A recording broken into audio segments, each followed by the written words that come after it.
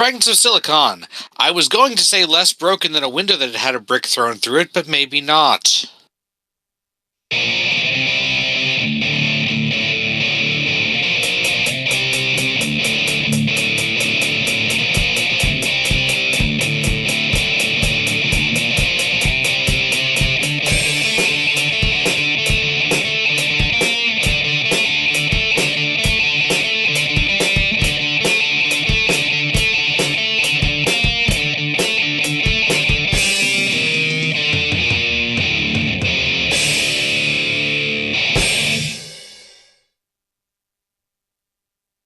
All right, welcome to what was looking to be an increasingly unlikely episode of Fragments of Silicon.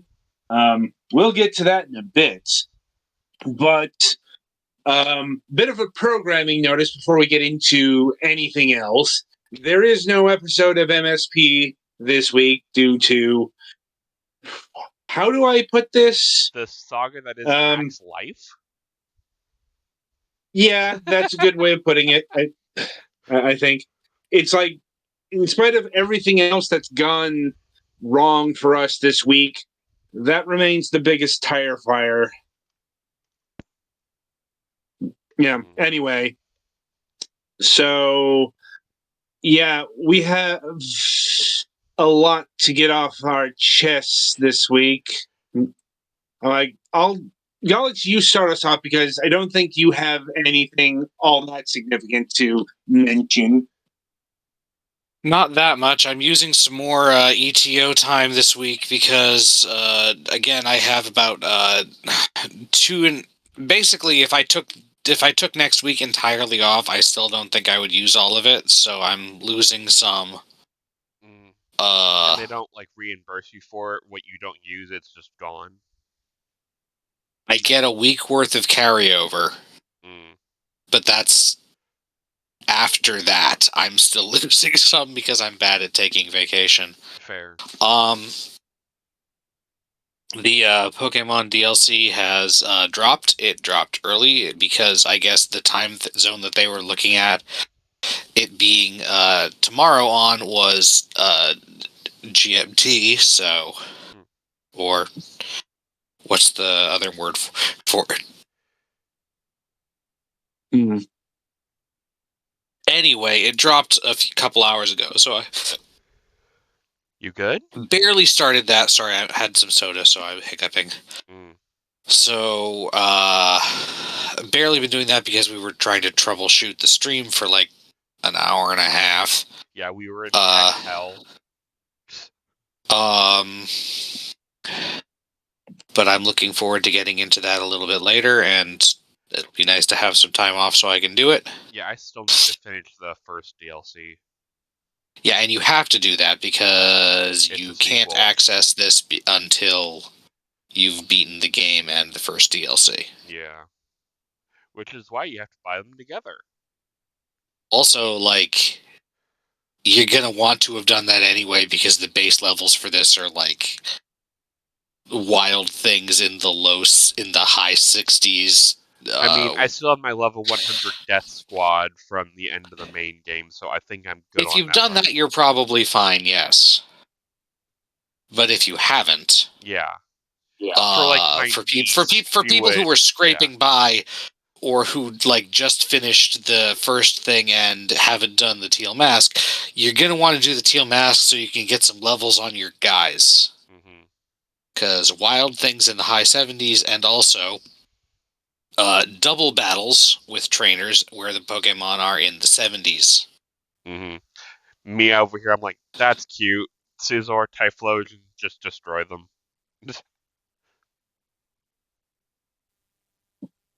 And even then, even with trained things, sometimes you need slightly different strategies. For example, choice of who to use Earthquake on. Valid. That is the main exciting video game thing, I think. Let's see, is there anything else?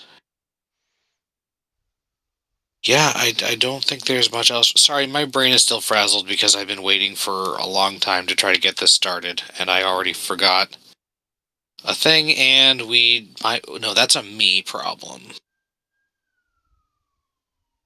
Hang on just a second. It popped up a different error, and it was my browser encountered difficulty while decoding the stream or something. Mm.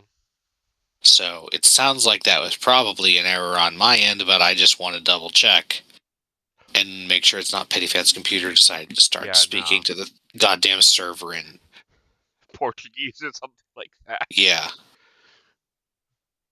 Okay, yes, I think we're still good. Good. Anyway, so to hear yeah. the feral noise that'd be coming out of me if this died again. Yeah, so I have some stuff to do over the next couple of days, but thankfully I have time to do it. Probably going to try and do a little bit of Christmas shopping too, even though I have most of that done already. Mm-hmm. I think that's about all I got. All right, Petty, it's your go. I think I'm mostly over whatever sickness my sister brought home. I still have a bit of a cough, but I'm not like, someone please take me out back and end my misery. Levels of sick. Um, and I was going to say we were having a fairly uneventful week, and then my computer decided we're going to go take a ride to Tech Hell pre-stream, and that's where we were most of, getting stream started. Still mildly concerning, which I'm going to have to deal with that, and I hate it. Hopefully it's something that I can fix and not just I need to wait till we get the new ISP in our area built out, because they're just saying sometime next year, which means it could be in 3 weeks, it could be in 11 months. I don't know. So yeah, hopefully it's fixable on my end. So far from what I'm seeing, the stream's at least fine, and the VODs have been fine. So yeah, hopefully that sorts out. Um, I did pick up the Final Fantasy 16 season pass, so I will have both of those DLCs. Currently, I'm not at the point where I can play them yet, but I think I'm close for the first one. Like, probably by time me and Ogre are done with the next session, it should be either unlocked or almost unlocked. So that's fun. And if anyone's wondering why me and Ogre haven't really been streaming 16 much, I've been sick, and then Ogre got sick. So we've both been dealing with different variations of what can be considered the plague, just not that plague. You know what I mean? This was a lot better before, global pandemic times. Um, and yeah, since I realized the new Pokemon DLC has come out, I've been trying to push my way through where I left off last time, and now needing to basically get like 2 of each version exclusive, because since my niece has the game now, if she ever gets the DLC, I will have Pokemon for her. And I think technically I could transfer them back even if she doesn't have the DLC. Yes, the actual inclusion of the Pokemon as compatible with the game is a free update. It's just access to the area where they can be caught. Alright, so like if I find any of her favorite like older Pokemon, because she's played Pokemon Go, so she knows about the other Pokemon at least. So if I find something that she likes, I can have it ready to be transferred to her, which is nice.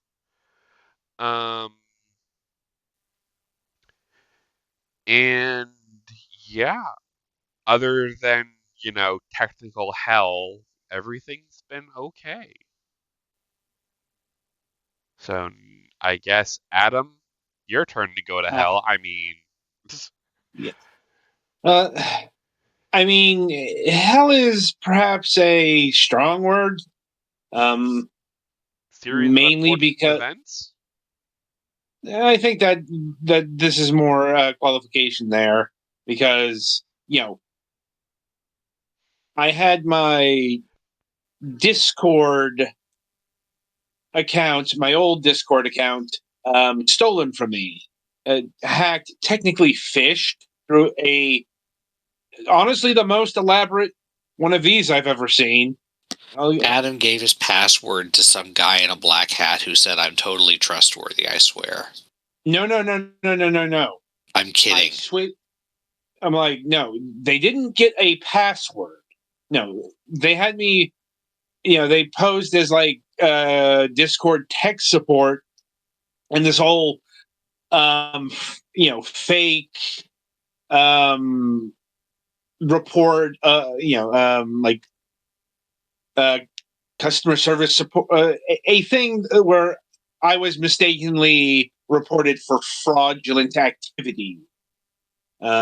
And it's like if I didn't do this, I would within 12 hours I would be banned.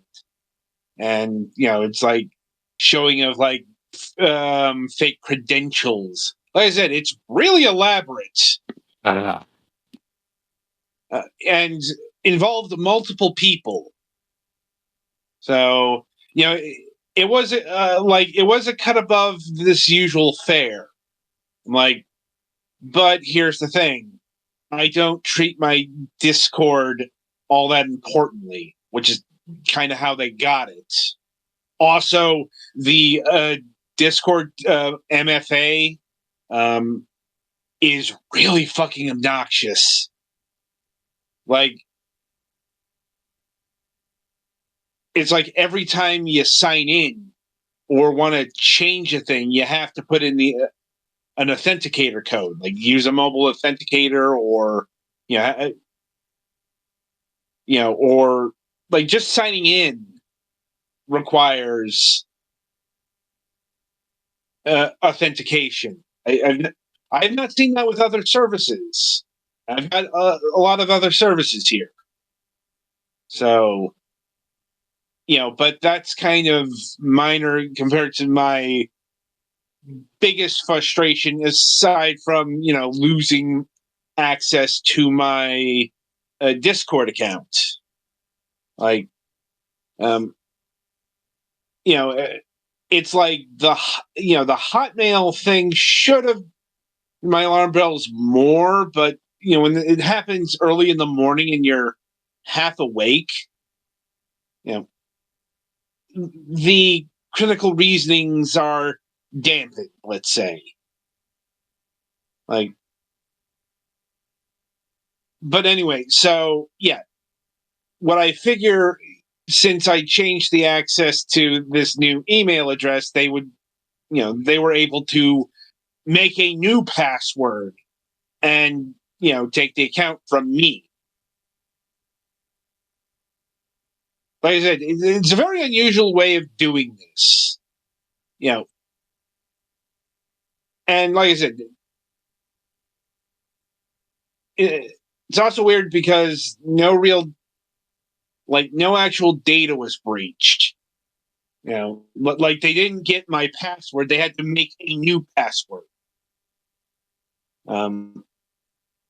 They didn't get the connecting email address because that was changed.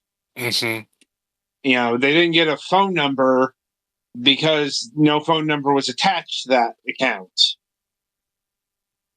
So, all in, real talk, it's not a terrible loss. Like, I guess, the biggest concern is having that old account being, used in furtherance of other fraud. Like, I've already made a new Discord account. It's going to take some time to build that back up, but once again, that's I've got the essentials running right now. No, the big frustration has been with Discord customer support. I can't really say tech support, because this is under like safety and security. And okay, Discord's doing some shit or not doing some shit that I have never seen, and I've been using online services since the late 90s. Like, okay, to give you an idea of how shoddy this fucking operation is, it's like, the main ways you get in touch with customer support over things like this is you send an email about it, which I have. I've sent several. Um, you know, um, I have gotten past the initial, the generic stuff that they provide. Like, I'm not sure if I've reached actual human level yet. But I did get a notification that they've elevated the ticket and they're looking into it, but they have no time frame for when things might be resolved or even when they will formulate a response. That's clear as mud. Very intentionally vague. And their main supports for live chat. You want to guess what this is? Chatbot? No. Twitter. Oh, fun. Yeah. Twitter and Facebook. I have sent a few messages to the Twitter accounts. Via DM. They do have DMs open to everyone. That's good. I know Asus fucking when I was dealing with that bullshit, I basically had to get Twitter Blue to, to chat with somebody. I was like, nah, fuck this. I'll sort this out on my own. Well, here's the downside. Nobody's responded yet, and I Ooh, have that's no not idea good. if. Yeah, it's like I don't know how much attention they're paying to Twitter these days. I've also contacted them over Facebook because they do have a Facebook account. I haven't heard any word there either. Mm. I'm like, so you know what Discord is lacking? They're lacking a direct line. Yeah. Who has landlines these days? Well, I'm getting to that. Like, they don't have like a 24/7 live chat, which some other, like, if this shit were happening with Skype, I would be able to do this with Microsoft because they have that. Mm-hmm. Like, but the big thing that they don't have is a phone number, or they do have a phone number that I did find on the internet, but it's not for like customer service or anything like that. It's for directory, like, if you want to talk to, I don't know, someone in the office, and you Mm-hmm. have to know them in the office, it's like you have to insert, dial the extension kind of deal. Yeah. Like, and that's it. Like, they don't have a customer service phone line. Once again, I know phones are kind of passe for the kids these days, but there's a reason why you still want, if you're a fucking business, you want to still have a phone line for these kind of things. Right. Because, I want to get into touch with an actual fucking human here. And like, I can kind of Because see the issue on their end. Like, they don't know you're actually you. right, but here's the thing: like, this is why you have a direct line. Mm-hmm. Yeah, Yeah, this being is able to talk to an actual person would easily sort this out. yes, and I can't do that because I have no idea how to do that. Like, I've never seen this before. Mm-hmm. Well, it's kind of like the problem I was having getting my Neopets account back. It was stolen in 2016, and I finally got it back a couple months ago after years of trying to get in contact with somebody to get my account back. Yeah, it's like this is some bush league shit here. Mm-hmm. Like, and it's especially galling because here's the thing: like, apparently this is just one scheme that's going around. Like another scheme I've heard is downloading the video games. Yeah, Like, don't download anything off of Discord, people. yeah, I'm like, I've been around the block to know, you don't download shit from people you don't know. Yeah, well, that's And just more for the kids in the audience. yeah, Don't true. download don't download your Roblox or get your V-Bucks for Fortnite. Just no. Yeah, I'm like, I said, so yeah, I made some bad choices a couple of days ago, but dear God, just I'm astounded at how poor the customer service is for Discord here. Mm-hmm. And it's not like they're a small company either.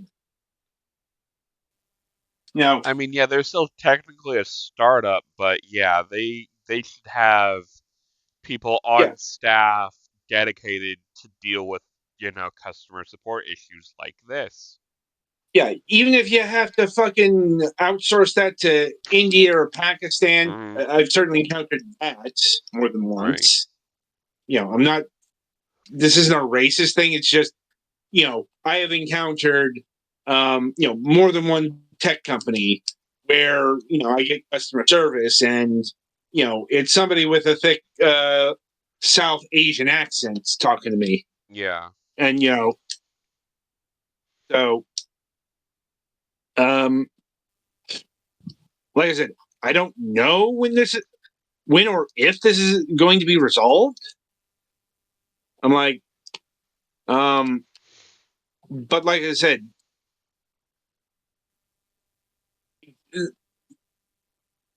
the damage has been localized.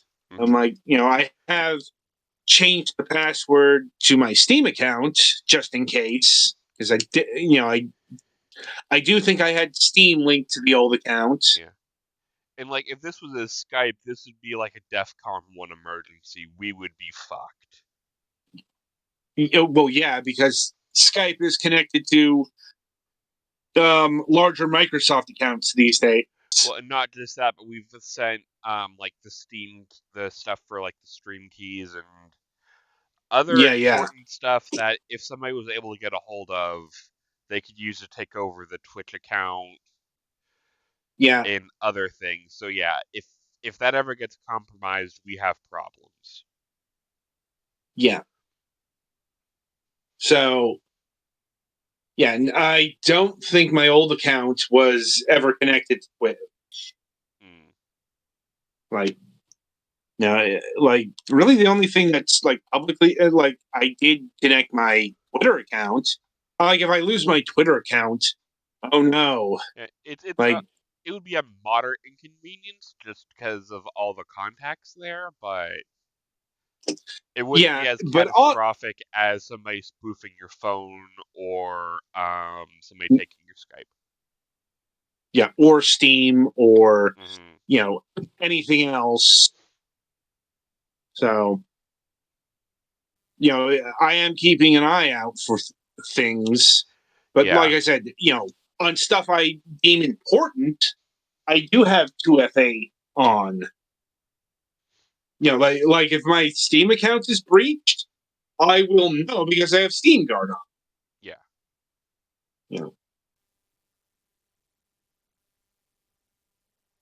Anyway, so yeah, I think that's about it in that um in that mess. And indeed, final thing, I see my doctor, or I go to my doctor's office to get a vitals check. They were a bit concerned about my blood pressure. 7 weeks ago.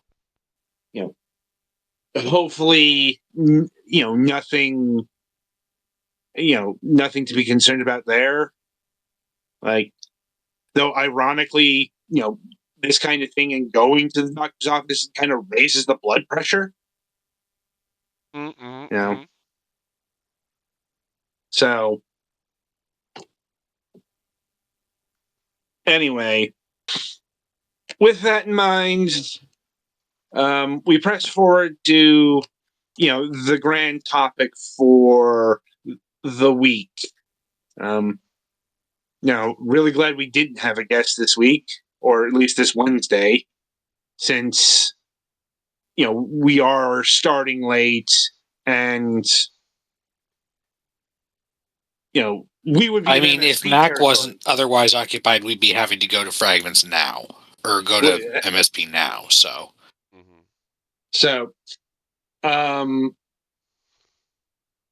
anyway, so the Game Awards 2023. Yes, it is that yearly tradition. And I guess it's been running long enough where we can say that, because this is like year 10 of the Game Awards, I think. Something like that. It's been around a while. Yeah. So it's been long enough where I can say, yeah, it's a yearly tradition now. And there's a lot of, chatter around the Game Awards. Though I think the least amount of chatter is being directed towards the actual Game Awards. Like, say what you will about the Oscars, but like, people actually do debate, whether X, Y, and Z deserves an Oscar or not, or this movie or this director. Maybe not so much, the technical awards, but I've seen very fiery arguments about, like the time Crash won an award, for Best Picture in 2005. AKA the After School Special, the movie.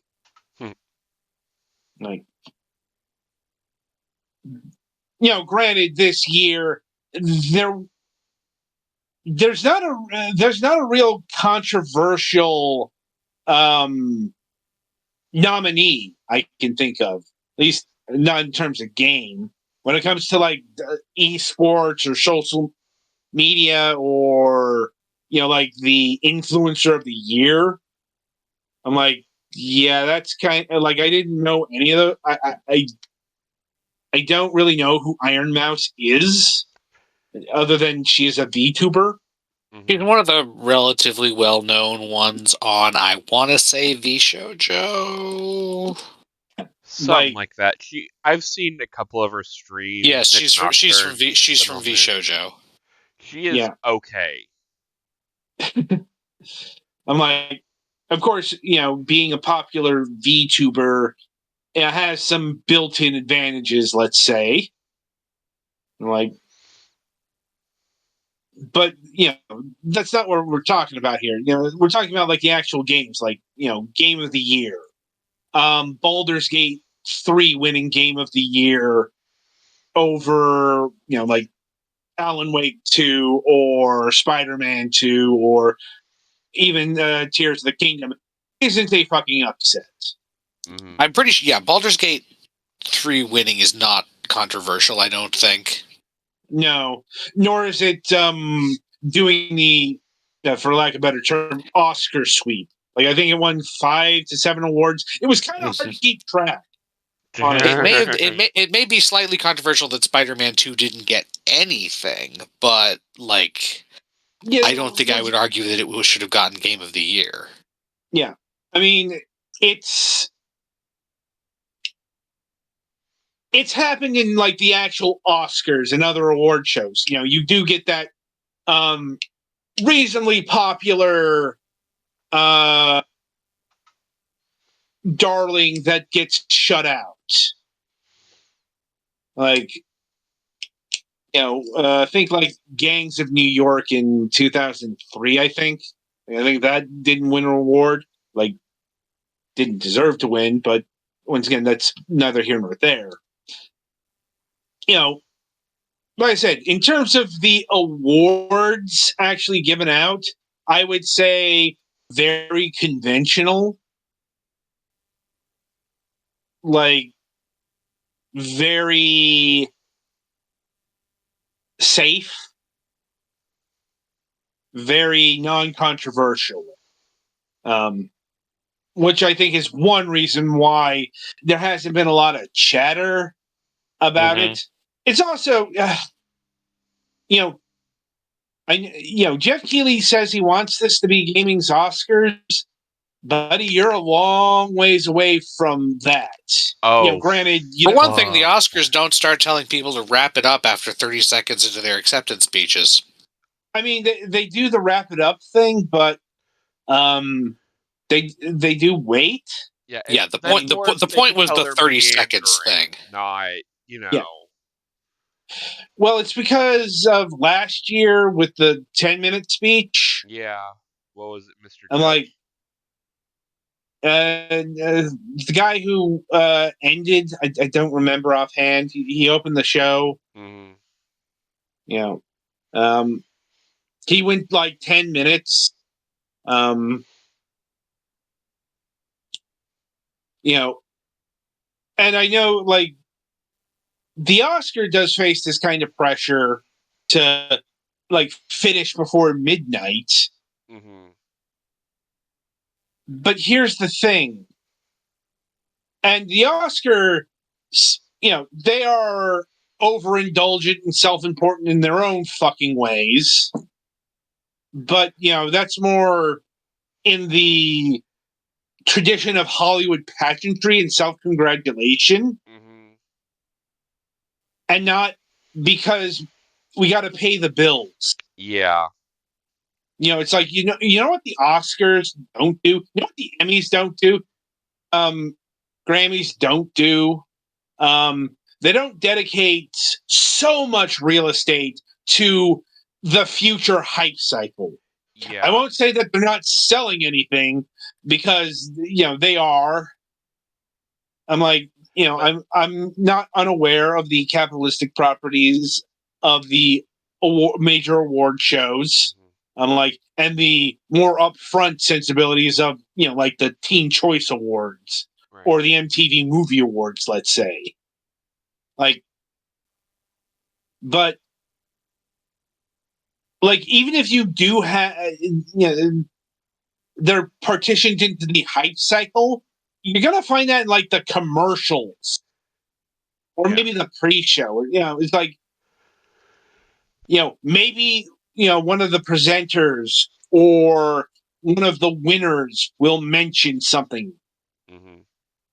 It's like, what they don't do is, basically have, the Oscars serve as the coming attractions for blockbuster season for the new year. Mm-hmm. And like, this is the problem I've always had with the VGAs. It makes the awards seem disposable. Yeah, it's the problem a lot of people have. I brought this up year after year. I'm like, it's getting worse. It's not getting better. Because apparently, like, there were like 51% more trailers this year. Something like 80% was fucking advertising. Yeah, people are lamenting the death of E3. It's like it didn't die, it just moved to fucking winter. We call it the Game Awards now. Seriously. So, it's like, they've dispensed with things like the living chick razors, but at least that had the camp factor of being utterly fucking ridiculous and therefore hilarious. Mm-hmm. Like this year, very buttoned down corporate shit now. Mm-hmm. Like, and also worth noting, security has been improved since Jeff Keighley didn't get interrupted by somebody this year. Mm-hmm. Like, I mean, or this presentation, because that happened at Gamescom. Uh-huh.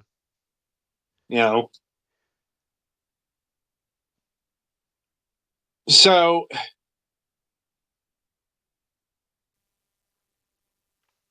it's a bit vexing there, but like probably the worst aspect and the shit that's genuinely being called out the most is not just the the award winner got played out way too fast. Even Doritos Pope had to agree to that one.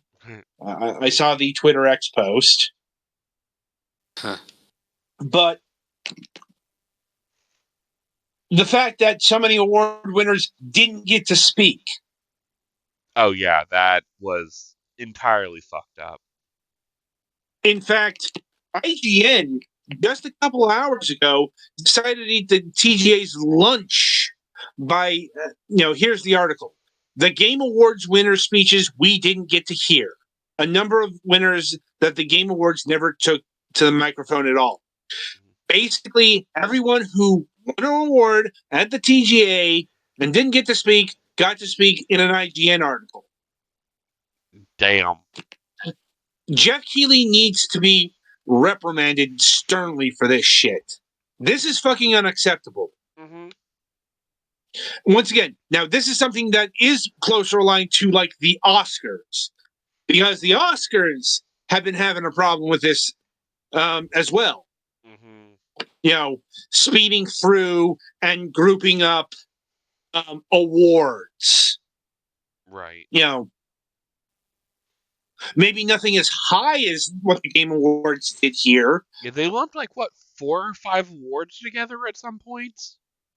Yeah, they did that. Once again, I've seen that at the Oscars. Mm-hmm. It's just, it's more like the technical awards will be wrapped up that way. Mm-hmm. I'm not saying that they're unimportant.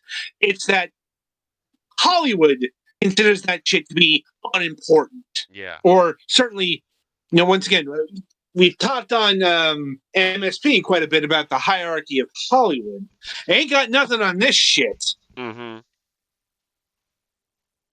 Because you know what gets 10 fucking minutes? Jeff Keighley's best buddy, Hideo Kojima, and his very awkward 10-minute presentation on OD. Yeah. Which doesn't have any actual footage to show. And Mandy, are you the man with the balls to tell Kojima to wrap it up? Well, I mean, Keighley's never going to do that. Oh yeah, God. He'd rather walk through hell with canoe shoes on. Yeah. Yeah. But like, just looking over some of the awards that got skipped. Winner of Best Fighting Game.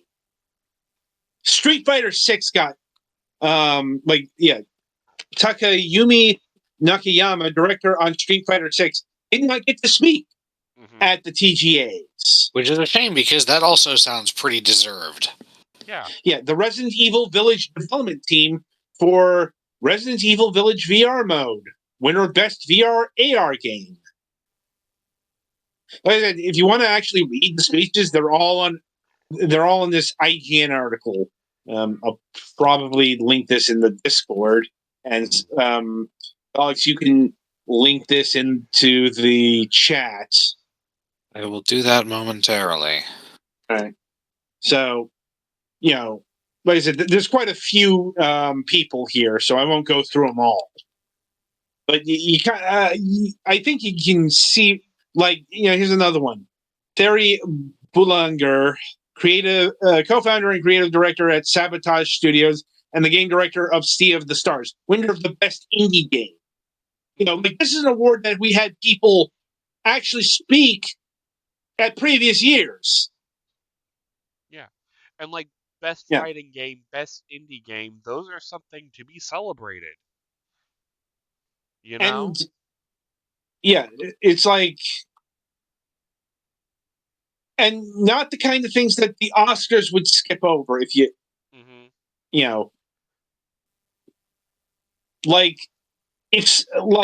if someone ends up giving Keeley a black eye in the next year, I'll understand why. And you may end up cheering them on to do it again. I'm more of a proponent of locking him into stocks and throwing rotten fruit at him. Yes. It's more humiliating and less violent. But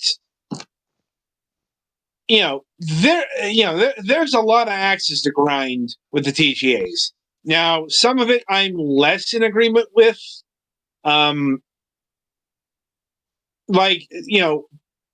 People wanted Keeley to speak out about all the job losses this year. Was never going to happen.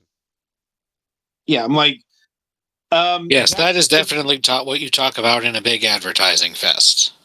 Yeah, I'm like, also, it's the kind of thing that I've seen at the Oscars, and it rarely feels authentic. Yeah, and that's usually a lot of times stuff like that's a protest play from somebody pissed off that either their friend or they lost their job because of it. Yeah. And again, you don't really get that if you are giving people 30 seconds to talk about their work. Yeah. Also, what the fuck is Jeff Keighley going to say about it? Does Jeff Keighley even do anything really in the games industry? I mean, I can see, from here, I can see the argument, it's to countermand the arguments of, this banner year for video games. I'm like, and yes, a lot of really good video games have been released. It is also true that a lot of the best years for gaming in maybe the last 5 to 10 years. Yeah, it is also true that the video game world has been hit with a number of job losses and closures. I think it's been estimated that about 10,000 jobs have been lost. Hell, friends of the show, League of Geeks is going through some trouble right now. Right. And they are not unique.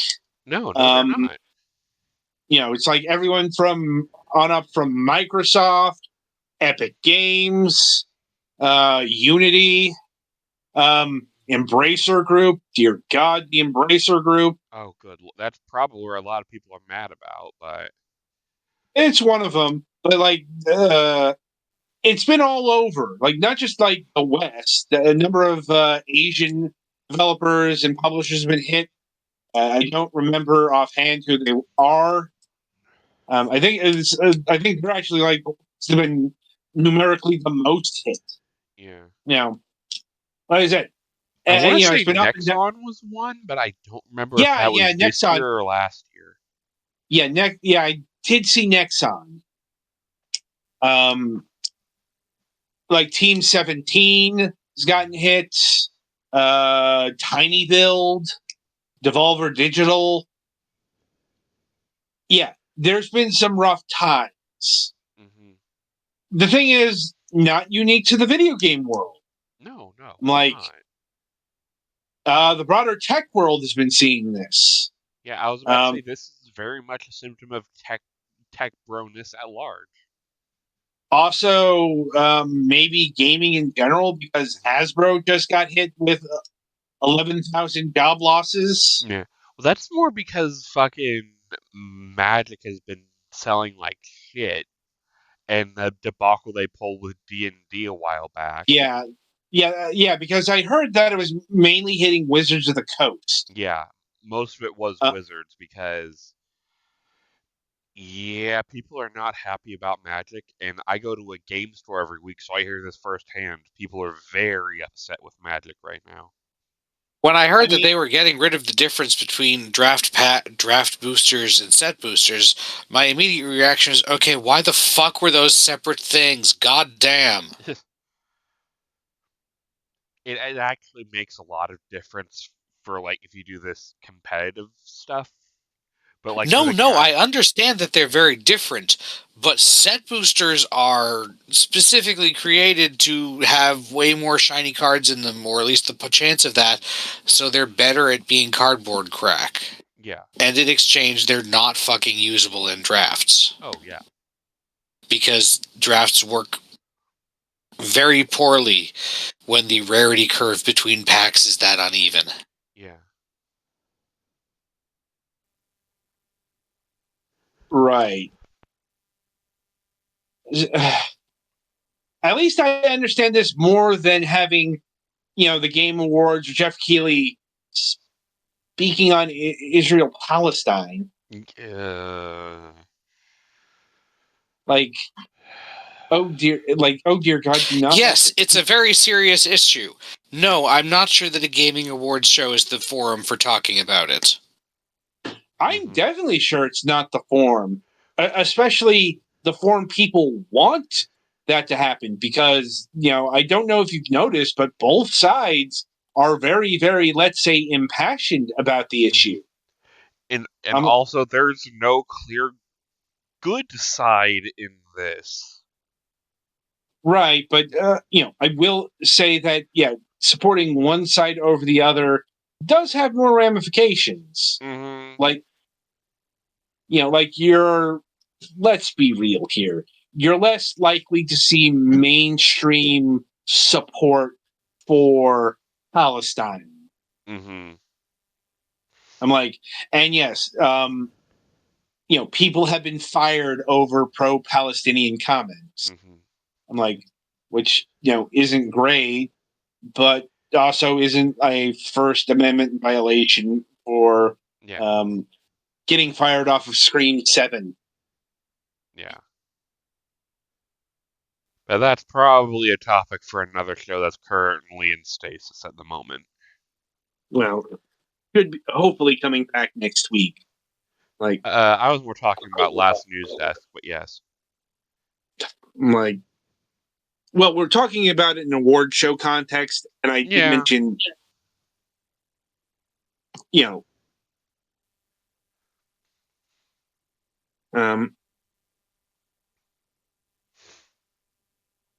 not Jenna Ortega. I'm trying to remember. Melissa Barriera. She got fired for supporting Palestine, and there was a lot of people upset, but nothing largely came about it. Like I said, the pro-Palestinian support is mainly a online thing, let's say. At least here. Well, and among younger people who are, not really in institutional positions of power. I'm like, yes and no. I'm like, here's the thing: actual polling shows that younger people are much more divided about it than what the internet would have you think. Okay, but yes, that's true. The thing is that divided on it is significantly more support for Palestine than near monolithic uniformity among people who are 50 plus support of Israel. I'd have to relook at the actual polling numbers, but I don't think that's actually true.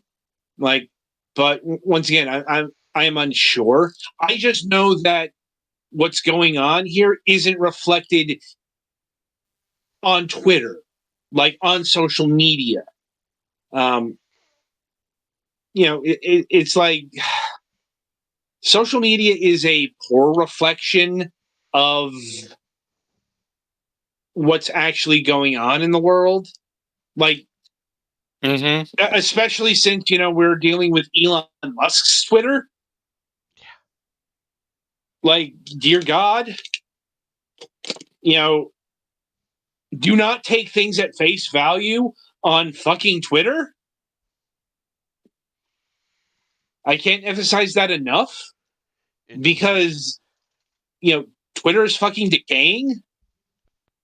Maybe somewhere like Blue Sky or my God, I hesitate to say Facebook because Facebook. Is its own type of hell. Yeah. Like, I just, I do know that political perspective on social media isn't what it is in the real world. It's it's why Twitter protesting is probably the least effective protesting you can do. Like, anyway, getting away from that. Yeah, sorry. It's like having the TGAs wade into that kind of political debate is something that Jeff Keighley really isn't going to do. Because, first of all, I don't know if he has an actual opinion on that. Like, I've never heard him express an actual political opinion ever. Like, that isn't related to the video game industry and Hideo Kojima. That's like the one time he stopped being Vince fucking McMahon for a second and actually got real. Instead of, the fucking carnival barker telling us shit.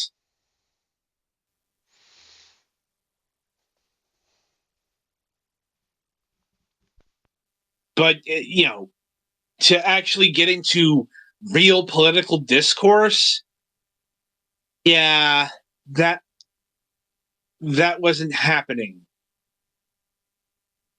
And I don't think twisting his arm is the best approach either, because if you're cajoling him into saying shit,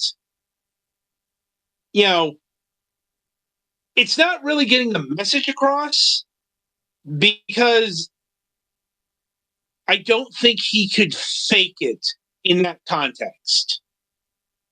Like, in terms of presenting video games and, being excited about video games, sure. Taking a side in a real world political debate, no, not his forte.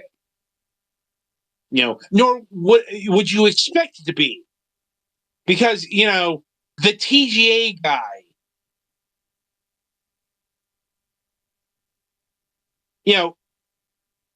I guess it's interesting that they, people take him seriously enough for him to, to want his opinion, to want him to use his platform in that regard.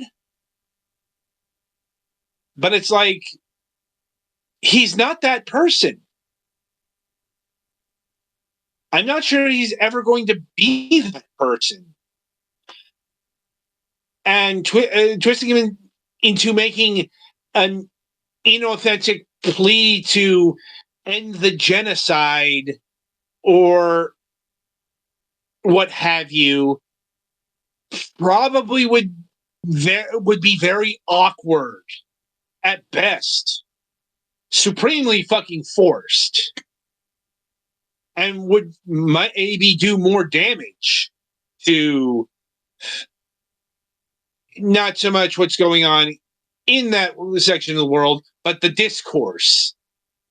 Like, because that's the last thing it needs.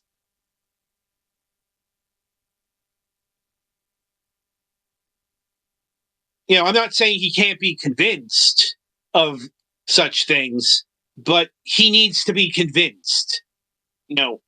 Inelegant, inartful, inarticulate postulations on real world events with giant fucking platforms is a problem. We're in the age of misinformation and shit like that. So sometimes it is better to say nothing than to speak out, depending on the context. You might notice we haven't actually talked about the actual games at the Game Awards. The actual. You mean the announcements? Yes. Given the amount of focus and hype that's been given here. And there were some heavy hitters announced. Like the show closed on a new Monster Hunter game. Yep. Monster Hunter Wilds. I'd be more impressed with that if it wasn't coming out in 2025? 2025. And that's a big problem with some of these. They have year-plus out dates. Well, or were just announced. Like,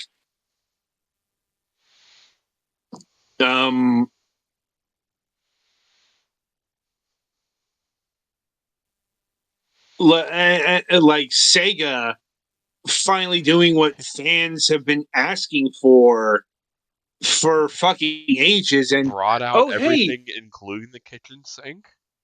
Well, sort of. It's more they remember that they have other franchises that aren't Persona, Sonic. Allegedly, the reason for this is that Sonic doing well with some things recently has reminded them that they have a stable of classic games. True, but just going over the list here, it's Jet Set Radio, Shinobi, Golden Axe, Streets of Rage, Crazy Taxi. These are, and apparently there are more in development. Yeah. Now, here's the funny thing. You want to know what's the most relevant franchise out of the lot? Mm-hmm. We've actually had this on our show. Streets of Rage. Oh, right. Fuck. I mean, that does technically take place in the same universe as something else, doesn't it? It's a direct sequel. It's remember, we actually had an interview with the developers of Streets of Rage 4. Right. Blizzard Cube, and I'm trying to remember the other one, not Steam Guard. I have to look that up. But it's had a new game in just 3 years ago, as opposed to Golden Axe, which the last game that series saw was Golden Axe Beast Rider. Jet Set, it's been so long. The last port of its PC game, the most recent release, is broken on the current version of Windows.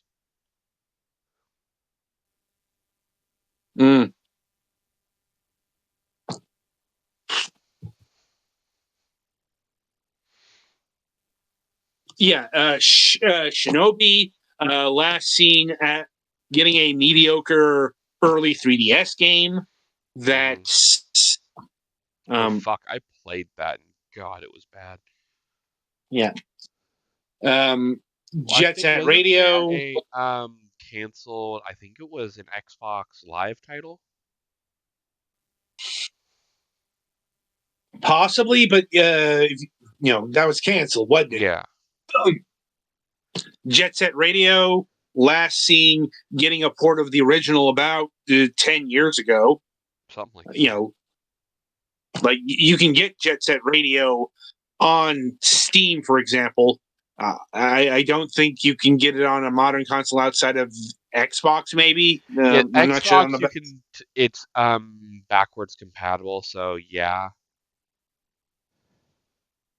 And I mean, Um, technically, the 360 store is still open till this summer, so yeah, backwards compatibility. So, um, and finally, Crazy Taxi. Jeez, when was I think PC maybe port I think some. was the last. No, I think it got some mobile thing a while Oh back. fuck yeah. Like I want to say Crazy Taxi Air Wars, but I'm not sure if that was that or the PSP version. Like, the point is, most of these, it's been a long time since they had an entry or a port, Yeah.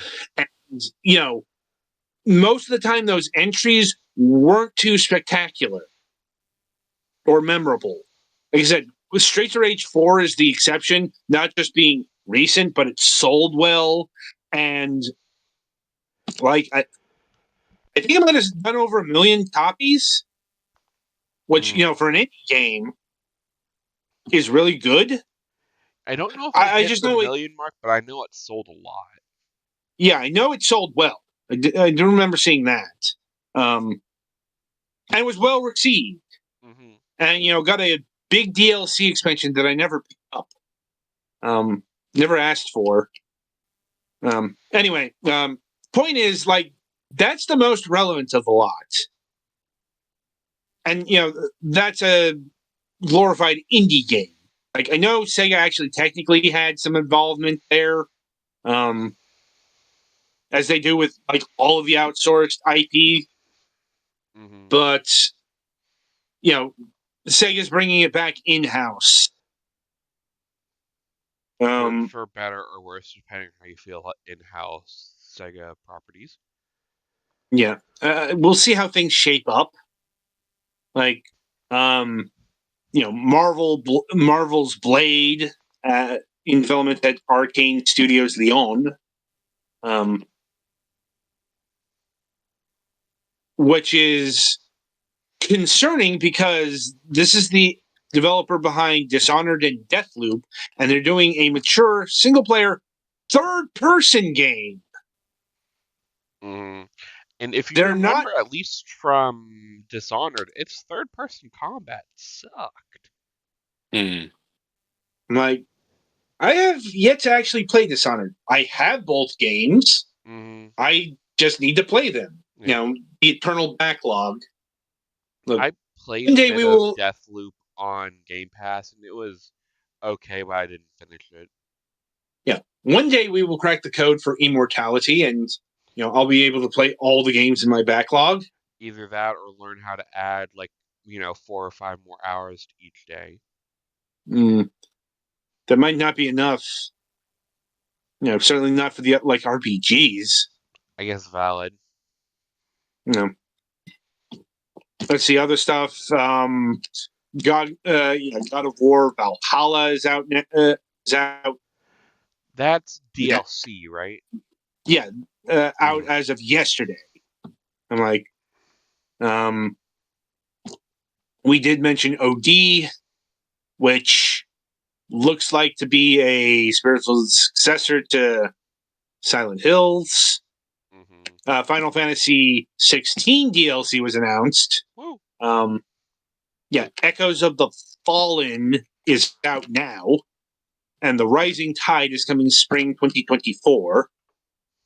Like, Skull and Bones has defied the odds, and also because if Ubisoft doesn't release this, they're going to owe Singapore government a lot of money. Yeah. I'm not joking about that. Oh, no. Like, looking into that whole shit. Yeah. But yeah, Skull and Bones is meeting its obligation on February 16th. A way to put that.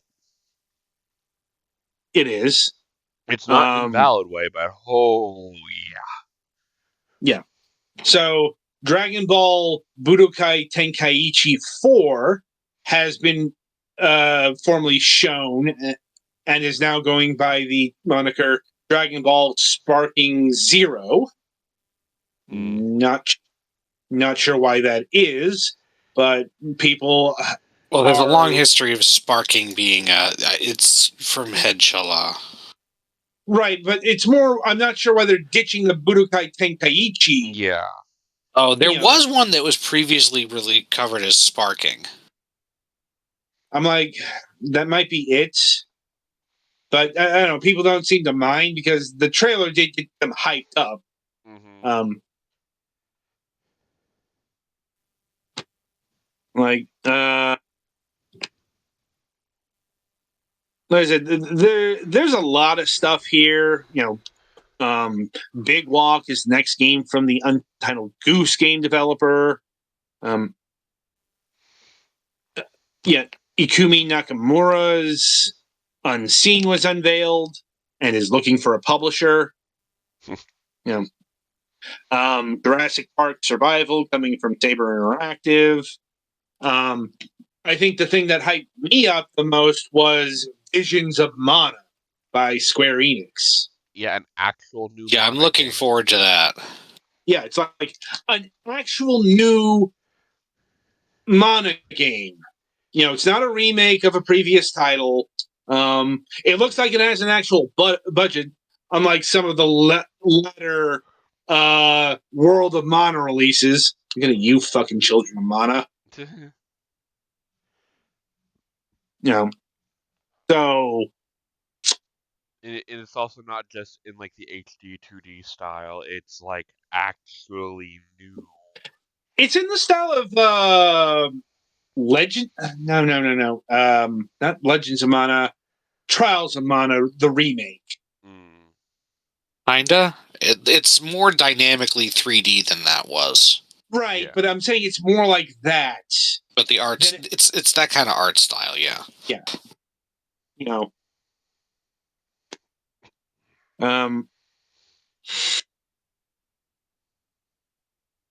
There's just, like I said, they had a lot of stuff in terms of upcoming,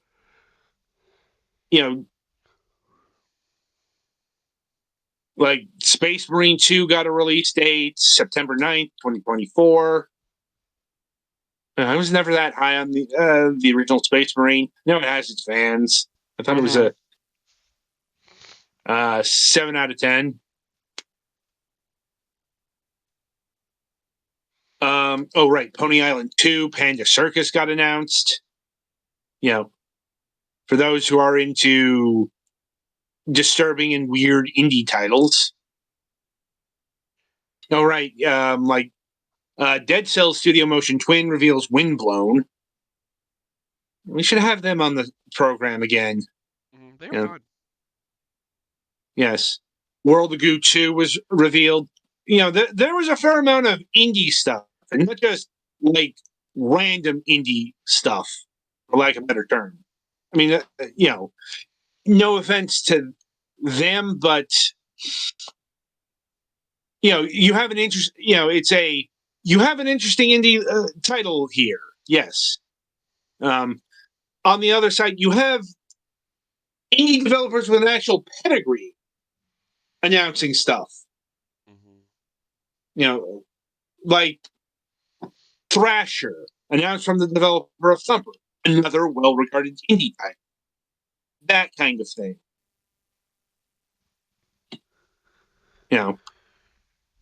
But they did have fresh indie blood, let's call it. Like Harmonium the Musical, which is a musical narrative adventure featuring a Filipina America musician who became deaf at a young age. and is now 10 years old. Which feels like the kind of thing that could only come out from an indie, sad to say. Now, look, if there's anyone who's leading the way in actual diversity, it's indies. Mainly because it's a lot easier to get ideas done in the indie scene. I won't say that indies are completely resistant to trends, because they are absolutely trends exist in indies. Oh no, indies definitely have their own trends. It's just that the trends they have are not corporately driven generally. Yeah, no, but yes, they're driven by what they think the market wants. Another Metroidvania game, another roguelike, anything, that kind of deal. Another 8-bit homage. Mm-hmm. And I know there are passionate people who work on those passionate projects, but I'm just saying we have a lot of those kind of games, don't we?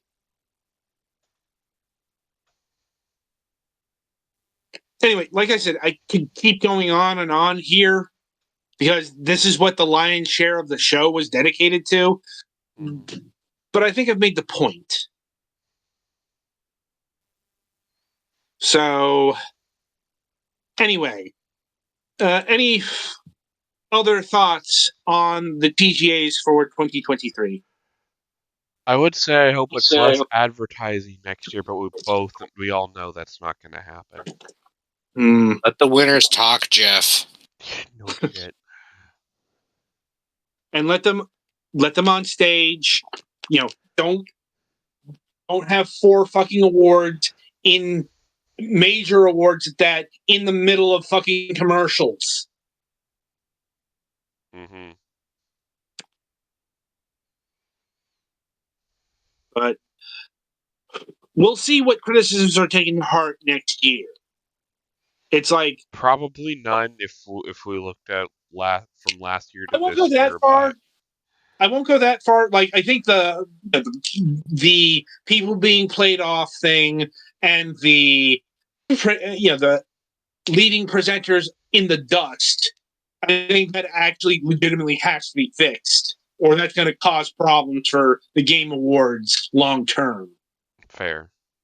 Getting rid of the commercials, that's probably not going to happen, because that's what fuels the Game Awards. That's the livelihood. Having Keighley take a stand on things, I don't know. Have Kojima express something. Yeah. Vet that through Kojima first, bro.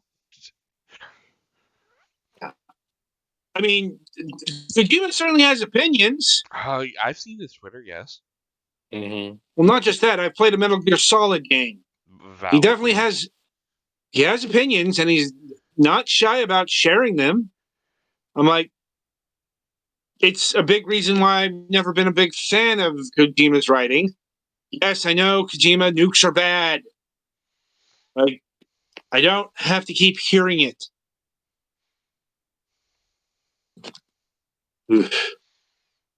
Anyway, so that'll about do it for this installment of Fragments of Silicon. I suppose it goes without saying that we do not, we've already said it.